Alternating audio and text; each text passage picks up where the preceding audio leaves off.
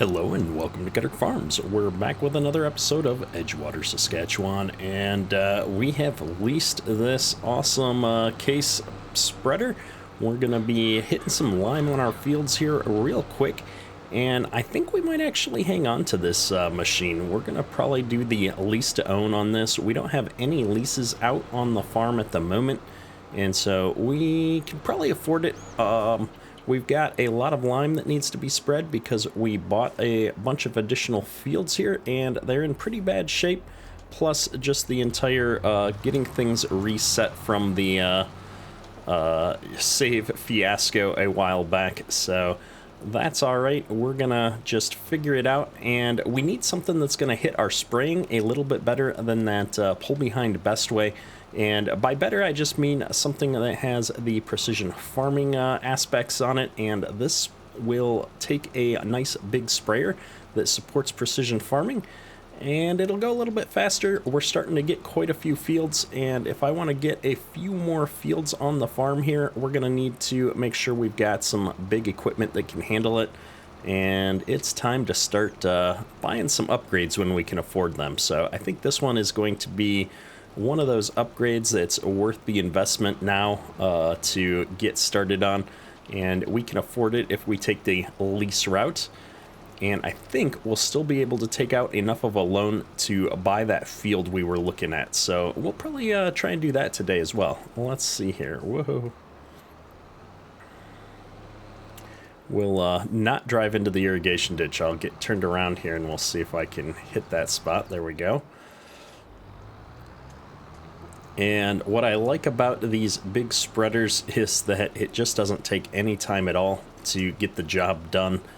This field is a little bit curvy, some odd areas back here, but with how wide this thing is, it just doesn't affect us at all.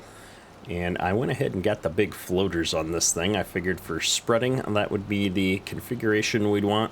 And when we get into spraying season, we'll just swap the tires out. It shouldn't cost that much. I know a lot of the farmers in the area, when I was farming at a younger age, would keep two sets of tires and just swap them out between the dry box and the sprayer for their like John Deere. I think the 4045 could be swapped out if I remember right. I can't actually remember the model number on it now off of the top of my head, but there was a definite swappable dry box sprayer setup that was quite popular in our area at the time, and I remember people swapping the tires out all the time. I'm going to head right back down here. I'm going to cover this little bit that we missed while I'm thinking about it. Perfect.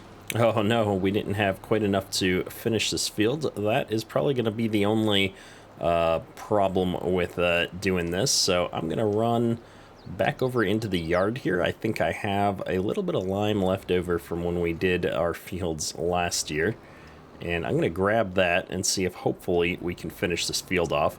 The worse off the field is, obviously, the more lime we use, and luckily I'm not going to have to do all of the fields. This big field 1 that we've got to the that kind of circles the farm, the lime on that is actually still in pretty good state, so we're not going to have to hit that one at all, which will be good. Let's hop into the skid steer here and see if I can take this snow blade off, and we'll get the pallet forks back on here. Now, I don't want to take this snow blade too far because we are going to use this thing come winter here, which is right around the corner. There we go.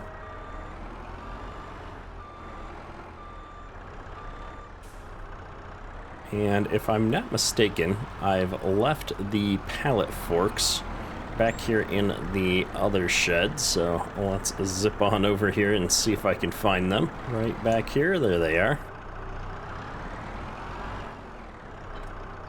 Perfect. Now the real question is, can I lift them up high enough with this bobcat to get them into the box? I'm thinking probably no, but we'll find out.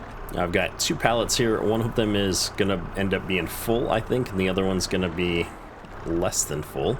So we're going to take our chances. Looks like I've found the full pallet on the first try. Very nice.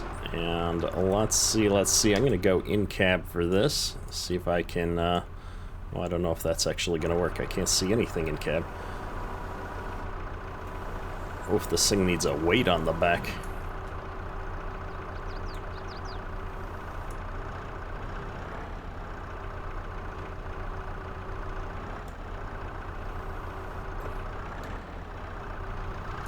So unfortunately I can't quite get it in, but it looks like I can if I were to angle myself ever so slightly here and get it to pour in. So we'll call that acceptable. It certainly unloads very slowly out of these pallets. There we go. All emptied out. Let's grab this other pallet here and see if we can have the same level of luck. I suppose if I didn't approach it right at the tire, I could get just ever so much closer to the hopper there, so we'll try that next time.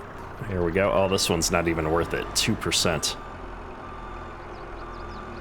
Well, that's unfortunate, but I guess every little bit helps. All right, let's see how this goes. We've got it all the way up, almost. There we go. And boom, we're all done. All right, well, that's not going to finish that field off for us.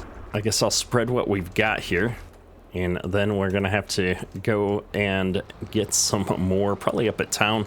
We'll probably set up an auto drive course for refill and just let him go and do that on his own. This thing is fairly fast, not super fast, but fast enough. I could also, I guess, go get lime in our semi-trailer and bring it back. And use that drive over auger and the unload auger to put it up into this. I'm not sure. I guess, you know, again, in real life, you'd get it dumped in a big pile at the end of your field, and then you'd scoop it up with a front loader or something into one of these. But we're going to have to figure something else out to get us through for our purposes here today. Man, we're just chewing through that lime. All right, well, let's figure out exactly how we're going to do this, because it's obvious that we're going to need to. This is field 2. I don't think I've got anything running over here yet, so I'm going to putz around with a couple of quick auto drive courses, and then we'll check back in just a few minutes. All right, I am back up here at the farm with a full load of lime and hopefully an auto drive course that's going to allow us to send this guy up and automatically refill moving forward. We'll see how it works out. I usually test things out when I'm down there, but I wasn't thinking. I just went ahead and filled up the box on the fertilizer spreader here, and that left me in a spot where I couldn't really test to make sure it was completely working down there. But that's all right. We'll have a couple more trips to worry about all that. And it looks like we've got plenty to finish this last little bit. It's amazing to me just how fast we burn through this lime. And we do have precision farming on, so you can see I'm not using lime on areas that we've spread on already. It's very nice like that. But man, are these fields hungry for that lime. If I pause here for just a moment, let's take a look. I can't remember which fields are going to need it. It looks like field 50 and 51 are both in need of some lime. I think field 1 over here is actually pretty good. Let me run over and check real quick. The soil type in this part of the field is a little bit different, but you can see my pH value is still rated as good, even though it's a bit lower than other areas, and so I'm looking good. I'm glad we don't have to do all of field 1. That would have been a pretty big field to tackle, and so we've just got to do these 2 smaller fields over here, which should go pretty quick. So if I hop in here, let's go ahead and tackle this closer field right up by the farm. Should work out pretty good. And I'm trying to decide what crops I want to plant for the next year. I'm tempted to put in some winter wheat here in September. We have the option to do that. Might be a nice crop just to do something a little bit different. I don't think I've done too much wheat. I guess that field there was wheat, wasn't it? That we just finished harvesting. Or was it canola? I can't even remember now. I feel like I did a field of wheat early on in the series here, but my memory is failing me. We probably just sold it straight up because we don't have anywhere to store it. And that's the one thing that I've got to kind of keep in mind as we're choosing our crops is our limited bin space. We've only got 3 different bins right now, and I want to make sure that we're able to keep up with storing our crops until we get the best price possible. I'm positive I'm not going to finish this field with what's in the hopper. I am hoping, however, that I can finish the headland pass here and at least get all the way around the field once. Yep, looking good. We've got a whole 10% left. I'll start my run back down the end of the field here, but chances are I'm not even going to get turned around. Oh, actually, that's a lot closer than I would have expected. Not close enough to finish the field, but close enough to be frustrated by how little of the field is left, I guess. Well, let's see here. I'm going to run back out here. I'm going to keep this same course. I don't have a point set into this field, but if I just come down the road here to where I know our auto drive network is set up and hit go, we should run all the way back up to town and start trying to get our bulk fill. So I'm looking at this field 3 as our next field. It's a pretty big field and only has the one, I'll say, obstruction obstacle over here is that creek that runs into a little bit of the field there. And so I think we're going to pick that up. So I'm going to look at the map here and let's see how much this is going to cost us to buy $195,000. Maybe we can afford that if we take out a bit more of a loan. I'm curious how far up we can take things. I do think getting more land is definitely going to be worth it. We've already invested heavily in our equipment. 195,946. That's right on the edge here. Let's see. If I buy it, I won't have enough money left to buy product to put onto our field, like seed and things like that. So I don't think I can actually make this purchase just yet. We're going to have to wait until after we sell our crops here, because I do want to get the rest of our lime spread out here in the fall, and so we're gonna just pass on that for right now. We'll figure it out after we sell off specifically the canola, because the canola sells in the winter here. The rest of our crops are gonna have to wait till I think June or July, something like that. I've gone ahead and taken back over on this spreader driving up to the fill point. It I don't know, it's acting weird, so it's gonna be easier if we just make these runs on our own here real quick. We only need to make a couple of trips up here to get the lime. This really isn't the most efficient way to do this, but it should work out for us. I was hoping we could sort out doing a couple of other jobs on the farm here, but we don't have a lot left to do here in the fall. It's really just down to getting our lime spread on our fields. We don't have any tillage or anything that we need to do. We'll just be drilling the crops in the spring. And so, yeah, as soon as we're done with this job, I think it's time to fast forward time a bit and focus on selling some crops in the winter. All right, so with this little field done here, we've only got one more field that needs some lime, which is right across the irrigation channel here.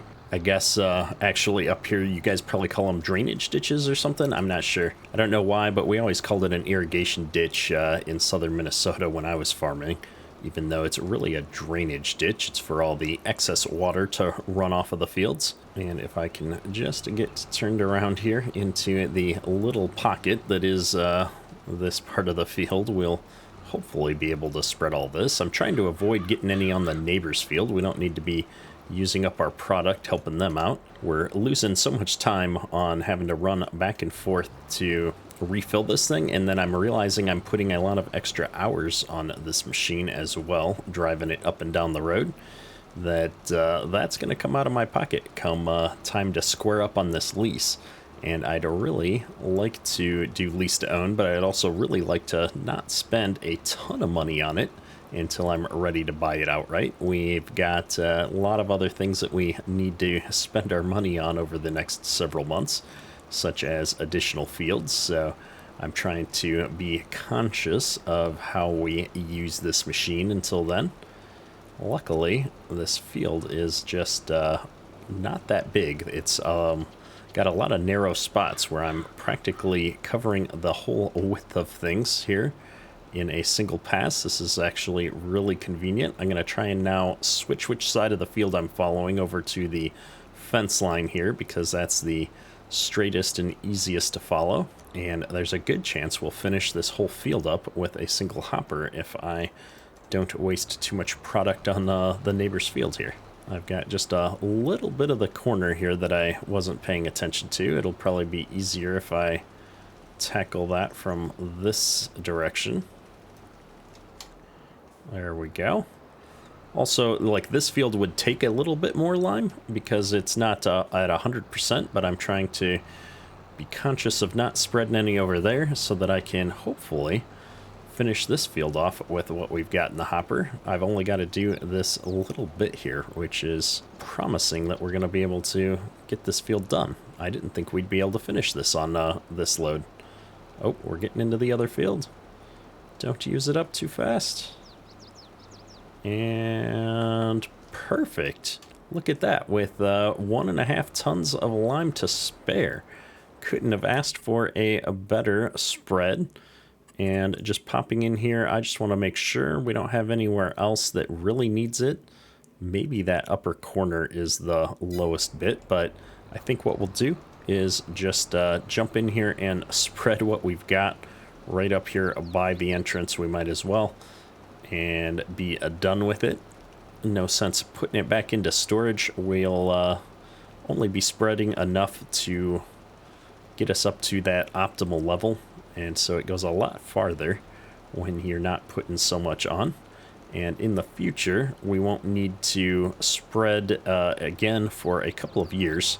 And so this is one of those very repetitive jobs that luckily I don't have to do every year. And just like that, I think we're actually going to be done with our fall field work. There's not a lot else for us to do here since we don't have tillage or anything else like that that needs to get tackled. So we're going to park this thing, I think, in this shed here. We're going to move the Bobcat out of the way. I think I'll leave the forks in here this time, though, since if I do get more pallets of something, we'll be putting them in this shed. And actually, where do I want to put this Bobcat? I wonder if I leave it here, if this spreader can get by. It's got some pretty wide tires with these floaters on, but I think this garage is quite wide. Oh yeah, we got plenty of space here. So I'm going to go ahead and put the new machine in the nice shed for the time being. And we're going to go ahead and get everything all sorted out here and ready for winter. People are saying I've still got canola in here. I do still have canola in here. I appreciate the comments. I have a tendency to not always pay attention to the details, which I'm sure you guys have noticed at this point. And so we're going to go ahead and run this around and get it dumped into the bin as well. No sense in hanging on to any of this stuff in the semi-trailer, although canola is the first crop that we're going to sell here in the winter. However, I'm looking forward to trying to figure out how to get everything going in a more normal way. There it is, all emptied out. Wait for the crops to finish moving out of the hopper, and then we can pull right back over. So in a perfect world, I would be able to run canola up here in both trailers, but I've still got a ton of fertilizer left in this back pup trailer, which was one of the reasons why I was kind of thinking about doing winter wheat here, just so that I could get this trailer emptied and be able to use it for hauling crops during the winter here. There we go, all hooked up. And it looks like we've got 10 tons of fertilizer still in the back hopper here. That's actually quite a bit. That's all right, we're gonna run with it anyway. Let me see, can I get this door open? Nope, that's closed. I think I'm gonna plant a field of winter wheat just so that I can get that trailer emptied of its fertilizer. It's a silly reason to plant a crop, but you know, sometimes you just gotta do what you gotta do, and I can't think of a better way to get that out of that trailer right now. I don't have anything to put it into, and it won't dump back into pallets for me, so really, The only thing to do is auger it out into something, and that something is going to be the seeder. It would appear that this thing doesn't work with manual attach, so we're gonna have to come in here. I'm gonna turn manual attach off and watch. If we disconnect and reconnect, the hoses actually connect to it now. So every once in a while, there are implements that this manual attach mod just doesn't cooperate with, unfortunately. All right, so I think what we're gonna do is get this thing all switched over here to wheat, and I'm gonna double check my crop calendar just to make sure I'm not crazy. Yep, we can indeed plant wheat here in September. So I'm gonna bump us over to the next day since the sun is starting to wane, and we're gonna, oh, before we do that, we're gonna return this loan that I took out just to see what we could get. No sense paying interest on a whole bunch of money we don't actually need right now. It'll take us down to an even 400,000. That sounds good. Leaves us a little bit of money to cover the upcoming interest. And you can see our vehicle leasing costs are somewhat high, but not unsustainable. And our loan interest, not too bad at all. So with that, I think what I'm going to do is plant field 2, our new field, with a wheat here. And we'll see how that goes. It's a decent enough sized field that we should get a fair amount of crop off of it.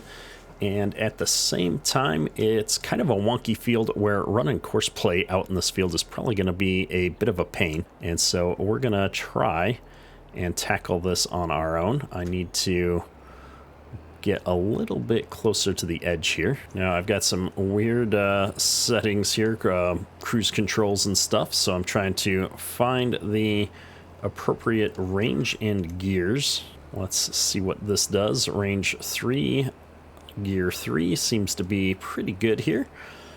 We're going 11 miles an hour, so that's a little bit faster than I expected. That's good, that's good. And you can see we're putting on quite a bit of nitrogen here for the wheat. This field was in a pretty bad state. We got a little bit of a bonus from nothing with the, I think it was peas or lentils that were out here. I can't remember, but both of those are putting a little bit of nitrogen back into the soil for us, but we've got a long way to go. Every year from this point forward should be better. I'm really frustrated that we ended up having to reset all of our fertilizer states from precision farming when we reset the game. In hindsight, there are console commands if you're on PC where you can go into the development console and adjust those values. And so one of these days I'm going to put together a comprehensive tutorial on how all of the precision farming commands work on PC. They're a little bit confusing, but not that hard to learn. They're just not well documented, so there's some experimentation that needs to happen there to figure that all out. And I am going to end up in a crazy situation back here in this corner, hopefully not jackknifing the seeder too badly.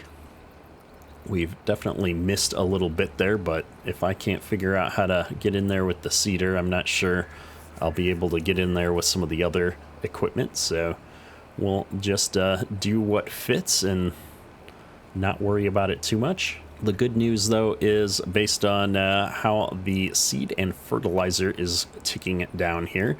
The fertilizer is going down a lot faster than our seed.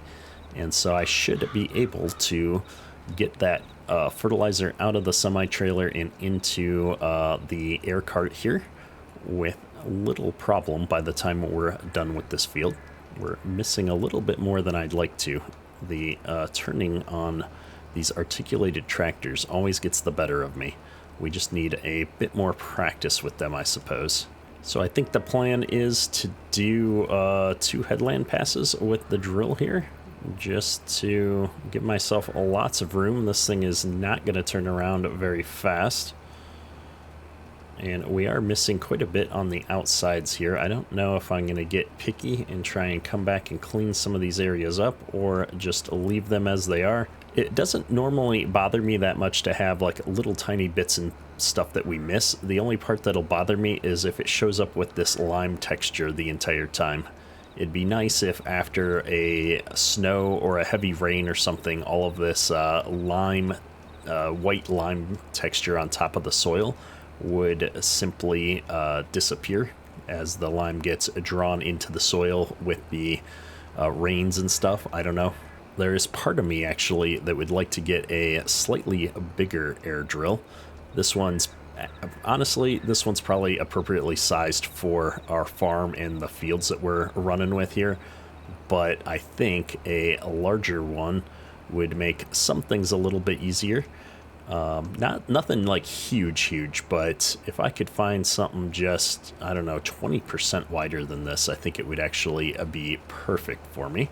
So we might look around, we might do a little bit of shopping, see what we can find. I guess I could always go up into the larger Bourgeot. There's like 2 big Bourgeot drills. The one's really big, which would not work out very well, I don't think, for me, especially on this map. And then there's one that's like a trifold that would probably work out a little bit better.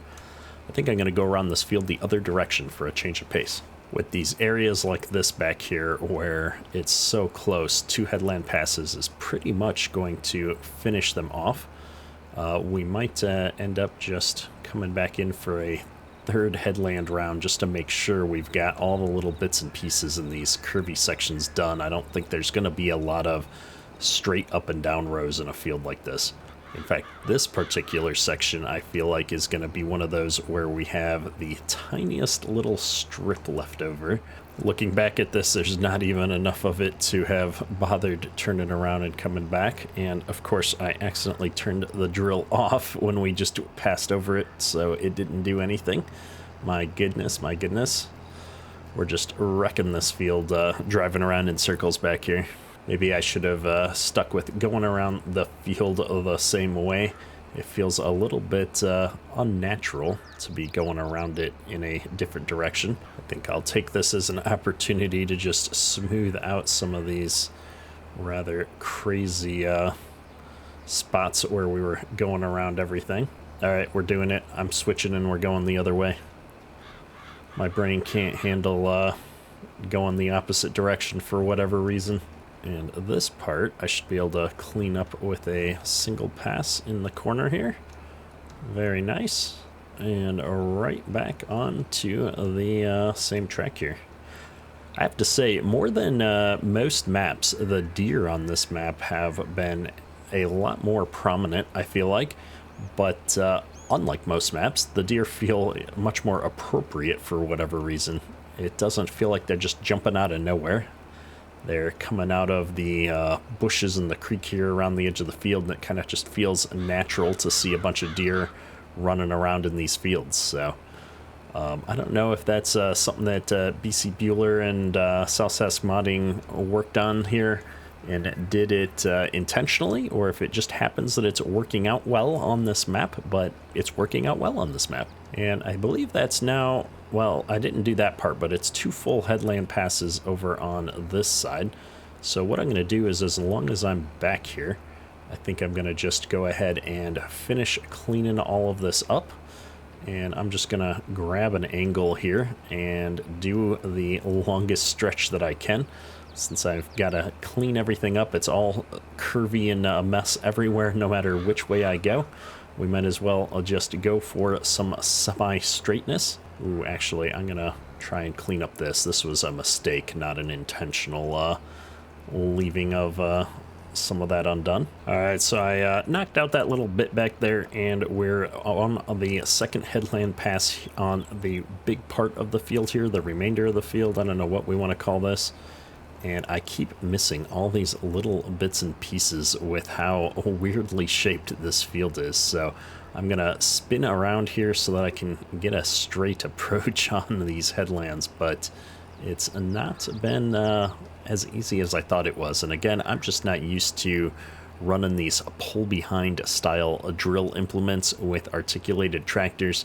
So a lot of this is more user error than it is any specific problem. I'm just used to using a planter.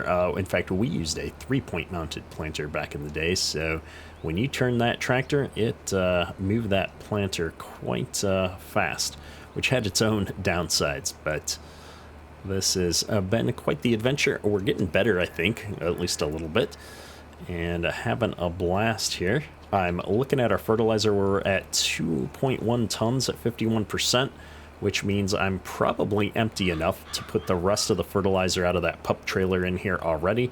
We'll definitely be there by the time I'm done drilling this field. So at least that mission has been accomplished as well today. And I think we're finally onto the quote-unquote straight rows now. So I'm going to actually set up a GPS track here to help keep me sane. I don't really need one, but I'd rather have it and be able to use it than not.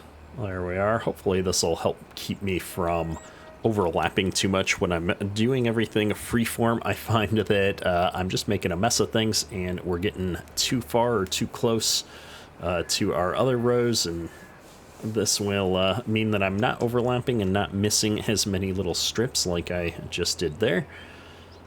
And so I'm gonna swing around. I'm gonna clean up these two little missed bits so I don't go crazy, and we'll knock out the last few acres of this field. And with that, we're on our final pass here. We've knocked out a bunch of lime spreading and got some winter wheat in today, which is awesome. We're right on track here. Next episode, I think it'll be winter, and we're gonna be selling off some of our grain and seeing how much profit we actually managed to make here for the year. And, well, at least a good chunk of our profit, the canola being our biggest cash crop. And so we're going to be using that money to hopefully buy this field next to us over here, which would be awesome. Hopefully you've enjoyed today's episode. If you have, hit that like button, helps me out a lot. Well, that's all for today. Ketterk, out. You guys didn't think I'd leave you hanging, did you? Let's make sure this fertilizer's going to get out of this pup trailer after all. Here we go. Unloading into there. Unloading into there. Oh, goodness. The fertilizer tank on this thing is all filled up. I thought we only had 1.5 tons in here, but we've got a lot of tons in this pup trailer still. Oh, my goodness. I completely miscalculated how many tons of fertilizer we had to get rid of.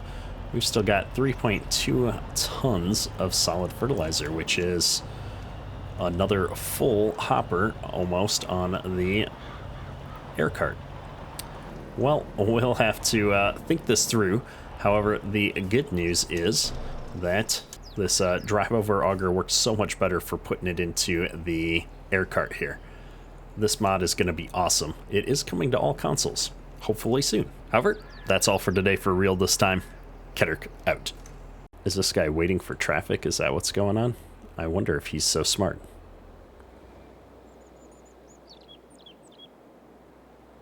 Traffic, traffic. He'll never go if he has to wait for this much traffic.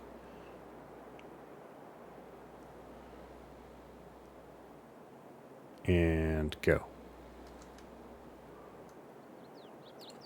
I bet he's stuck waiting for this sign, because our tire is just wide enough it's probably going to clip the sign. Yeah. Alright, well, problem solved. And luckily this thing turns horribly. Oh yes, I remember.